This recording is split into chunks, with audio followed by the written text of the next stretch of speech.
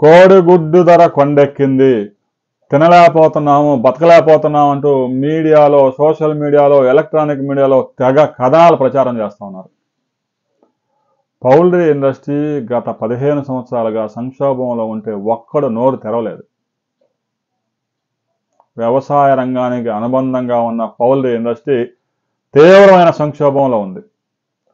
ఒక్కొక్క కోడి పిల్లని 45 రూపాయలు పెట్టి కొనుగోలు చేసి, ఒక్కొక్క కేజీ దానాన్ని 50 రూపాయలు పెట్టి కొనుగోలు చేసి 2 కేజీలు వచ్చే వరకు పెంచితే ఒక్కోసారి దాన్ని 200 రూపాయలకు కూడా కొనుగోలు చేయడం లేదు. పౌల్ట్రీ ఇండస్ట్రీ మొత్తం కార్పొరేట్ చేతుల్లోకి వెళ్ళిపోయింది.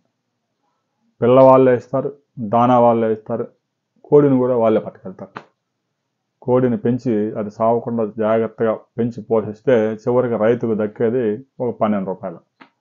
ఇక దానికి గాను 40 లక్షలు పెట్టి షెడ్ వేసుకోవాలి. వేసవకాలం వస్తే వేడికి గుంపులు వస్తాయి, రోగాలు వస్తాయి, ఇవన్నీ చూసుకోవాలి. ఇక మ్యాన్ పవర్ దొరకడం లేదు. అందువల్ల కోళ్ళ ఫారాలు గతంలో ఎగబడి పెట్టేవాళ్ళు ఇప్పుడు ఎవడు ఉన్నోళ్ళే పీకి పడుతున్నారు.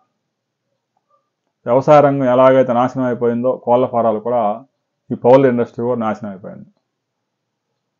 అలాంటి ఇండస్ట్రీలో ఒక కోడిగుడ్డు 8 రూపాయలకు పోగానే ఇక గగ్గోలు పెడతా ఉన్నారు టీవీల్లో. రైతు పంట పండించే రైతుకి 4-5 సంవత్సరాలకు ఒక్కసారి మాత్రమే సరైన ధర వస్తుంది. ఉల్లి రైతుకి, వెల్లుల్లి రైతుకి మంచి ధర వచ్చింది. మిర్చి రైతు ధర పతనమై గగ్గోలు పెడతా ఉన్నారు. కోడిగుడ్డు ధర గనక కొన్ని రోజులు ఇదే ధర గనక కొనసాగకపోతే పౌల్ట్రీ రంగమే కుదేలైపోయింది.